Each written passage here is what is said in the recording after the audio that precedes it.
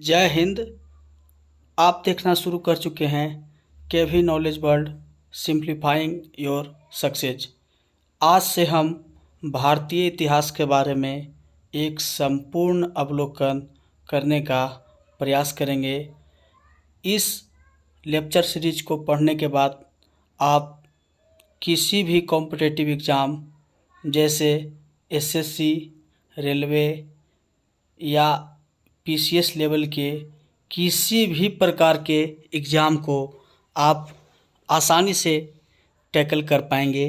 तो आज के इस सेशन को स्टार्ट करने का हमारा उद्देश्य इतिहास की जानकारी को अच्छे से कवर करना, ताकि जितने भी स्टूडेंट हैं उन्हें आसानी से पढ़ाई करने में सफलता प्राप्त हो। तो चलिए आज के इस सेशन को शुरू करते हैं। अभी तक आपने हमारा वीडियो को लाइक, सब्सक्राइब, शेयर नहीं किया है तो हम आपको यह सजेस्ट करेंगे कि हमारे वीडियो को लाइक करें, चैनल को सब्सक्राइब करें और अपने दोस्तों के साथ शेयर करें, ताकि उन्हें भी इस वीडियो का फ़ायदा मिल सके। तो बेसिकली आज के इस वीडियो में हम भारतीय इतिहास के बारे में डीपली कवर करने का प्रयास करेंगे और इसकी शुरुआत आज हम सिलेबस से करेंगे। तो भारतीय इतिहास को कौन कौन लोग टैकल कर सकते हैं? जो अभी अभी इंटरमीडिएट का एग्ज़ाम दिए हैं या फिर किसी भी कॉम्पिटिटिव तैयारी कर रहे हैं, लेकिन अच्छे से इतिहास के बारे में जानकारी नहीं है, डीपली नॉलेज नहीं है, तो आप हमारे वीडियो सीरीज को अच्छे से देख सकते हैं। तो चलिए शुरू करते हैं आज के इस वीडियो को। तो बेसिकली इतिहास की बात की जाए तो किसी भी विषय को अगर हमें पढ़ना है, किसी भी विषय को पढ़ना है, तो सबसे पहला होता है डेफिनेशन। यदि आप किसी भी सब्जेक्ट को, अगर किसी भी इंसान को जानना है तो सबसे पहले क्या जानिएगा? उसका नाम जानिएगा, उसका एड्रेस जानिएगा, उसका क्या बैकग्राउंड है जो जानिएगा। तो बेसिकली इतिहास जो है उसको स्टार्ट करने से पहले हम उसके परिभाषा के बारे में देखेंगे। उसी माध्यम से हम, जैसे किसी का परिचय होता है, उसी तरह से यह परिभाषा भी किसी भी सब्जेक्ट का एक परिचय पत्र या इंट्रोडक्टरी कह सकते हैं। तो ऐसे तो इतिहास के बहुत सारे परिभाषा दी जा सकती है, जिसकी अनगिनत इतिहासकारों ने बहुत बड़े बड़े और एक से एक लेकर बड़े बड़े लोग इतिहास की परिभाषा दिए हैं। लेकिन इतिहास का परिभाषा देने से पहले हम यह चाहेंगे कि इतिहास के बारे में थोड़ा सा आप जान लें। देखिए, आज से अगर 50-60 साल पहले, 200 साल पहले, 300 साल पहले अगर हम भारत के किसी भी लोगों से पूछते थे कि आपका इतिहास क्या है, तो वो रामायण को, महाभारत को, महाकाव्यों को इतिहास के दृष्टिकोण से देखते थे। लेकिन ऐसा है नहीं दोस्तों। इतिहास वही है जो वर्तमान के प्रकाश में अतीत का अध्ययन करा सके।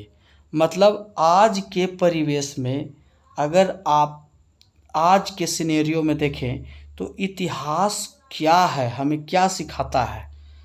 इतिहास पढ़ने का मेन मकसद क्या है कि हम लोगों ने जो गलती की, किस कारण से हमारा देश का विभाजन हुआ और हमारे देश पर अनगिनत आक्रमण हुए जिसकी कल्पना करना भी मुश्किल है। तो ऐसा क्यों हुआ? इतिहास की सही समझ न होने से, और हम महाकाव्यों को इतिहास के रूप में पढ़ते हैं, यही कारण से इतिहास को अच्छे से हम लोग नहीं पढ़ पा रहे थे। तो यदि आपसे सिंपल सा डिफिनेशन कोई पूछे, ज़्यादा लंबा लिफाफा मैं नहीं बताऊंगा आपको, इतिहास क्या है, तो भैया इतिहास वर्तमान के प्रकाश में अतीत का अध्ययन है। क्या है? वर्तमान के प्रकाश में अतीत का अध्ययन है। मतलब पिछली घटनाओं को आज के परिवेश में हम यदि उसको पढ़ते हैं उसी को हम इतिहास कहते हैं। कोई दिक्कत? हमें उम्मीद है कि अभी कोई प्रॉब्लम नहीं होगी। आगे बढ़ते हैं दोस्तों। यदि हम इतिहास के एक विषय के रूप में बात करें तो इतिहास का मतलब क्या निकलता है, इतिहास का अर्थ क्या है? तो देखिए, इतिहास को इंग्लिश में सभी लोग जानते हैं हिस्ट्री कहा जाता है, और इस हिस्ट्री को हम लोग ग्रीक भाषा में हिस्टोरिका एक शब्द होता है जिससे लिया गया है, जिसका मतलब होता है पूछताछ या अतीत के बारे में जानकारी। यदि आपसे पूछे कि इतिहास का मतलब क्या है, यह किस भाषा से लिया गया है, तो सिंपली यह ग्रीक लैंग्वेज हिस्टोरिका से लिया गया है, उसी से हिस्ट्री शब्द बना, और इसमें पिछली जानकारियों के बारे में पूछताछ करना या जानकारी को क्रमबद्ध तरीके से पढ़ना ही इतिहास कहलाता है। आगे बढ़ते हैं। आगे हमारा टॉपिक होगा इतिहास के पिता।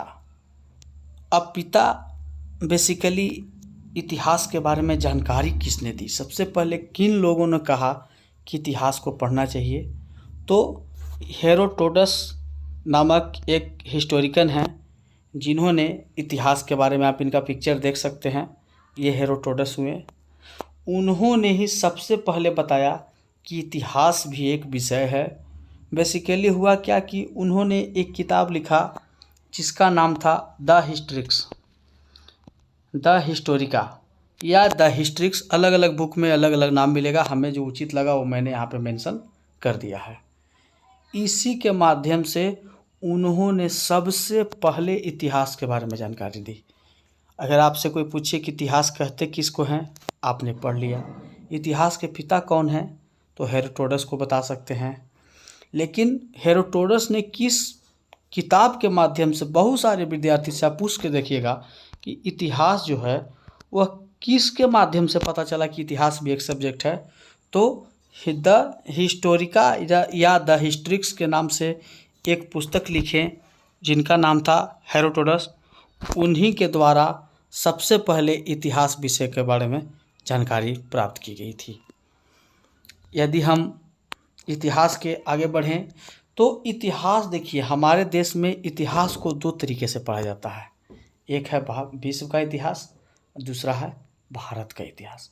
यदि विश्व के इतिहास की बात करें तो भारत का इतिहास भी उसमें एक हो जाएगा, चीन का इतिहास हो जाएगा, नेपाल का इतिहास हो जाएगा, पाकिस्तान का इतिहास हो जाएगा। सॉरी, पाकिस्तान का तो इतिहास हो ही नहीं सकता है, क्योंकि पाकिस्तान तो हमारा बच्चा है, हमारे देश का ही एक कलंक है जो पाकिस्तान के रूप में सामने आया है। तो दुनिया में दो तरह से इतिहास पढ़े जाते हैं। भारत में एक उस देश का इतिहास जैसे भारत का इतिहास है, और दूसरा पूरे विश्व का इतिहास।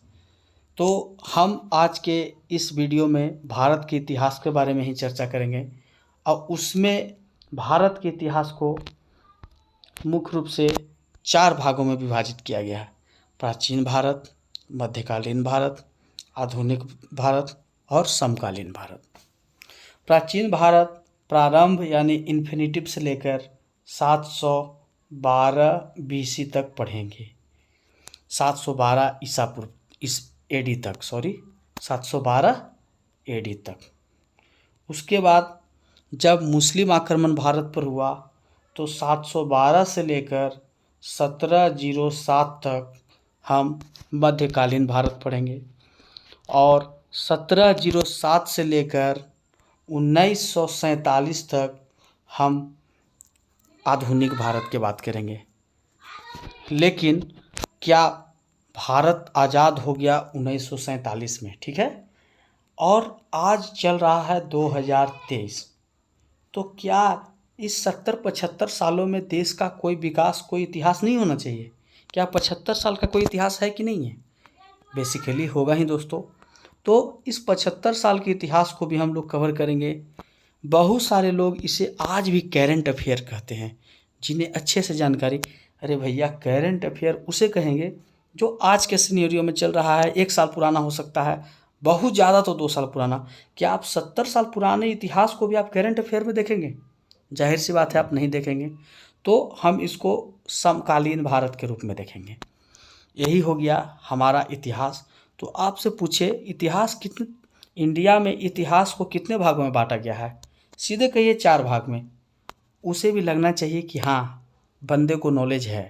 पहला प्राचीन भारत, मध्यकालीन भारत, आधुनिक भारत, और आधुनिक का ही एक पार्ट कह सकते हैं, या आज के सिनेरियो में कहें तो समकालीन भारत। किसी प्रकार का कोई दिक्कत? आगे बढ़ते हैं। आज हम शुरू करने जा रहे हैं प्राचीन भारत के सिलेबस के बारे में ही सिर्फ आज देखेंगे, क्योंकि वीडियो बहुत लंबा हो जाएगा और मैं नहीं चाहता हूँ कि आपको किसी भी तरह से पढ़ाई में बोरिंग महसूस हो। आप इंजॉय के साथ पढ़ें और एक एक बात को अच्छे से माइंड में डाल कर पढ़ें। किसी भी तरह का कोई दिक्कत नहीं होना चाहिए। तो हम आज इतिहास में प्राचीन भारत का इतिहास, और उसमें भी सिर्फ हम आपको सिलेबस के बारे में चर्चा करेंगे। तो देखिए, प्राचीन भारत जो है वो ज़्यादा लंबा नहीं पढ़ना है, ज़्यादा एक्स्ट्रा ऐसे तो पढ़ने के लिए बहुत कुछ आप पढ़ सकते हैं, लेकिन हर एग्ज़ाम का एक पैटर्न होता है और हर पैटर्न में एक सिलेबस होता है। तो बहुत सारे, खासकर एनसीईआरटी के माध्यम से मैंने जो भी सिलेबस को कैटेगराइज किया है, उसमें हमें जो लगा उस हिसाब से मैंने निम्नलिखित टॉपिक को सिलेक्ट किया है। तो सबसे पहला हमारा टॉपिक होगा प्रागैतिहासिक काल, या हम इसे पत्थर काल भी कह सकते हैं। पत्थर काल या प्रागैतिहासिक काल। इसमें बेसिकली मानव का विकास स्टार्ट ही हुआ था। मतलब मानव अपने आप को पहचानने ही लगा था कि हम भी कुछ कर सकते हैं। कल तक जानवर की तरह ज़िंदगी जी रहे थे, जानवर से आदमी कैसे बना मानव, इसके बारे में हम चर्चा करेंगे प्रागैतिहासिक काल में। उसके बाद हमारा टॉपिक होगा सिंधु घाटी सभ्यता। यह दुनिया का सबसे पुराना नगरी सभ्यता है। अगर आपको कहे दुनिया में सबसे पहले आज के समय में अगर ऑर्गेनाइज सिटी के नाम लिए तो पहला होगा चंडीगढ़। अभी एक ट्रेंड में चल रहा है ढोलेरा सिटी, जो गुजरात में भारत के प्रधानमंत्री श्री नरेंद्र मोदी के सौजन्य से इसकी स्थापना की जा रही है। तो प्राचीन भारत में भी एक ऐसा शहर, सोच के देखिए, आज के लगभग 5-6 हज़ार साल पहले आपको नगर निर्माण मिले, ग्रिड पद्धति मिले। बेसिकली ग्रिड का मतलब होता है इस तरह से रोड काटे, एक दूसरे को समकोण पर सड़क काटे और आसपास में मकान का निर्माण हो। जिस तरह से मैं देख रहे हैं, इस तरह से आसपास का निर्माण हो और सीवेज का प्रॉब्लम न के बराबर हो। आज के समय में दुनिया में छोड़िए, हमारे देश में ही, हमारे आसपास में ही कहीं भी आप जाइए, देखिए सबसे बड़ा अगर कोई प्रॉब्लम है तो वो जल जमाव है। लेकिन पुराने ज़माने में, आज से लगभग 5-6 हज़ार साल पहले, ऐसा प्रॉब्लम न के बराबर मिला है दोस्तों। इसका सबसे बड़ा प्रमाण है मच्छर, क्योंकि सिंधु घाटी सभ्यता में मच्छर नहीं पाया गया दोस्तों। तो आप इसी से समझ सकते हैं कि कितना बेहतरीन सभ्यता होगा, कितना बुलंदी तक इसका पैमाना होगा। तो इसके बारे में हम बहुत डिटेल से पढ़ेंगे। उसके बाद हमारा अगला आएगा वैदिक सभ्यता। सिंधु घाटी सभ्यता के बाद फिर से एक ग्रामीण सभ्यता का विकास होता है, और इस सभ्यता में वैदिक सभ्यता, जैसे वैदिक काल को मुख्य रूप से 2 भाग में बांटा गया है। एक हो गया ऋग्वैदिक काल, दूसरा हो गया उत्तर वैदिक काल। जो आज हम लोग ऋग्वेद, सामवेद, अथर्ववेद, यजुर्वेद, ये 4 वेद जो हम लोग पढ़ते हैं वो इसी समय के लिखे गए हैं। लेकिन यदि आप इंडियन मैथोलॉजी या कोई ब्राह्मण या धार्मिक दृष्टिकोण से देखो, तो किसी से पूछिएगा कि वेदों का निर्माण कब हुआ है, तो कहेंगे सहस्त्र साल पहले। लेकिन वैदिक काल से यह पता चलता है कि वेदों का निर्माण ज़्यादा लंबा नहीं है, 3500 साल पुराना है, ज़्यादा पुराना भी हमारा वेद नहीं है। तो वैदिक काल के बाद हम पढ़ेंगे महाजनपद काल एवं मगध का अभ्युदय। जब वेदों का विकास हो गया, बहुत सारे हिंदू धर्म में कुरीतियाँ, बहुत सारे प्रॉब्लम आने लगे, तो फाइनली भारतवर्ष 16 महाजनपदों में विभाजित हो गया और उन 16 महाजनपदों में सबसे बड़ा मगध, जो आज का पटना और गया का हिस्सा है, पटना और गया का जो हिस्सा है उसी को पहले मगध के नाम से जाना जाता था, जो आगे चलकर पूरे भारतवर्ष पर शासन करता है। तो हम मगध साम्राज्य के बारे में देखेंगे। उसके बाद हमारा नेक्स्ट टॉपिक होगा जैन धर्म एवं बौद्ध धर्म। सोचिए दोस्तों, आज के अगर 2500 साल पहले, 3000 साल पहले कोई व्यक्ति कहे कि दुख का कारण लालच है, इस तरह की परिप्रेक्ष्य में बात करे तो प्रासंगिक नहीं लगता है। लेकिन गौतम बुद्ध और महात्मा जैन, बेसिकली जैन में 24 तीर्थंकर, 24 गुरु जैन धर्म में आए, उन्होंने ही सबसे पहले मुक्ति का मार्ग इंसान को दिखाया कि ऐसा क्या करे कि मोक्ष की प्राप्ति या ईश्वर की प्राप्ति हमें हो सकती है। तो बेसिकली जैन धर्म और बौद्ध धर्म के बारे में हम पढ़ेंगे। उसके बाद भारत का सबसे पुराना और सबसे बड़ा साम्राज्य मौर्य साम्राज्य के बारे में पढ़ेंगे। हम चंद्रगुप्त मौर्य के बारे में पढ़ेंगे, हम चाणक्य के बारे में पढ़ेंगे, हम बिंदुसार के बारे में पढ़ेंगे, हम महान सम्राट अशोक के बारे में पढ़ेंगे। ये सभी मौर्य वंश के शासक थे। मौर्य वंश के पतन के बाद उत्तर मौर्य काल, उत्तर का मतलब होता है उसके बाद का काल। जैसे आज बोल देंगे हमारे उत्तर, तो हमारे आगे। उत्तर का मतलब, अब पूर्व का मतलब हुआ हमारे पीछे। उत्तर का मतलब इतिहास में अगर उत्तर शब्द यूज हो तो आप समझिए कि हमारे आगे की बात हो रही है। पूर्व अगर बात बोलो तो हमारे पीछे की बात हो रही है। हमारे आज की जैसे 2023 चल रहा है, अगर कहे पूर्व तो 2022, उत्तर 2024। आप समझ गए, किसी तरह कोई प्रॉब्लम नहीं है। उसके बाद हम गुप्ता डायनेस्टी की बात करेंगे, जिसे भारत का स्वर्ण काल कहा जाता है। भारत का स्वर्ण काल कहा जाता है, सोना का काल। इस समय इतने सोने के सिक्के जारी हुए जितने शायद इंडिया में इससे पहले कभी जारी नहीं हुए और न इसके बाद जारी हुए। यह 250 साल का सबसे गोल्डन पीरियड माना जाता है इंडियन हिस्ट्री में। गुप्ता काल के बाद हम उत्तर गुप्त काल, गुप्त काल के बाद भी बहुत सारा प्रॉब्लम आया और फाइनली एक शासक हुए हर्षवर्धन, जो ज़्यादा दिन तो नहीं, 30-40 साल, 606 से 647 ईस्वी तक शासन किया। 606 से 647 ईस्वी तक शासन किया भारत पे। उनके बारे में, भारत पे भी नहीं, सिर्फ उत्तर भारत के कुछ इलाकों में इन्हें भारत का अंतिम हिंदू सम्राट कहा जाता है। लेकिन ये पूर्णतः गलत है, क्योंकि जब हम गुप्त काल के बाद का समय देखेंगे तो आपको क्लियरली पता चल जाएगा कि हम ऐसा क्यों बोल रहे हैं। और फाइनली हम दक्षिण भारत का इतिहास देखेंगे, जिसे संगम काल के कहा जाता है या संगम संस्कृति के बारे में कहा जाता है। तो संगम काल में इतना गोल्डन पीरियड उस समय था।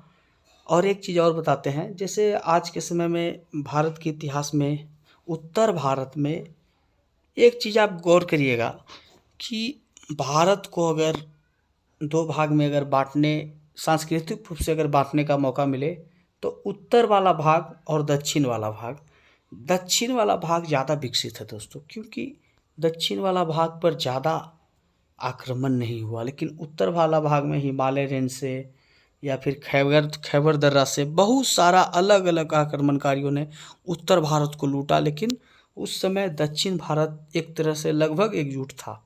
तो हम संगम संस्कृति के बारे में देखेंगे और इसके बाद कोई छूट जाएगा तो हम उसे विविध से, मतलब मिसलेनियस टॉपिक एक अलग से बनाकर उसमें कवर करेंगे। तो आशा करता हूँ दोस्तों हमारा ये वीडियो पसंद आया होगा, और आगे की जानकारी के लिए हमारे चैनल को सब्सक्राइब करें, लाइक करें, शेयर करें। हमारे वीडियो को देखने के लिए बहुत बहुत धन्यवाद। जय हिंद, जय भारत, वंदे मातरम।